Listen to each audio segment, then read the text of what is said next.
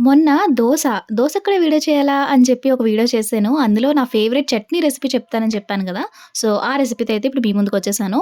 దానికి మనం first onions అలాగే టొమాటోస్ ఈక్వల్ క్వాంటిటీలో తీసుకోవాలనమాట.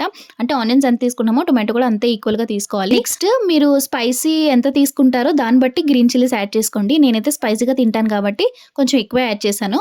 సో, మీ స్పైస్ లెవెల్‌కి తగ్గట్టు మీరు గ్రీన్ చిల్లీస్ అనేవి యాడ్ చేసుకోండి. తర్వాత పసుపు అలాగే కొంచెం కారం, అలాగే కొంచెం ఇంట్లో తయారు చేసుకున్న ధనియాల పొడి కూడా వేసుకోవాలి. అది బాగా కాసేపు ఫ్రై చేసుకున్న తర్వాత సాల్ట్ అనేది మనకి టేస్ట్ తగ్గట్టు యాడ్ చేసుకొని కాసేపు ఫ్రై చేసుకోవాలి. మన కొరియాండర్ ఏదైతే ఉందో అది లాస్ట్‌లో అన్నిటికన్నా లాస్ట్‌లో వేసుకొని ఫ్రై చేసుకోవాలనమాట. ఒక 2 మినిట్స్ ఫ్రై చేసుకున్న తర్వాత దాన్ని కాసేపు స్టవ్ ఆఫ్ చేసి చల్లారపెట్టుకోవాలి. డైరెక్ట్‌గా దాన్ని అలాగా మిక్సీ గిన్నెలో వేసుకొని పేస్ట్ అనేది చేసుకోవాలనమాట. సో, దీనికైతే మనం పోపయితే వేసుకోవట్లేదు. ఎందుకంటే నా సజెషన్ అయితే పోపు వేసుకోకుండానే చాలా బావుంటుంది చట్నీ.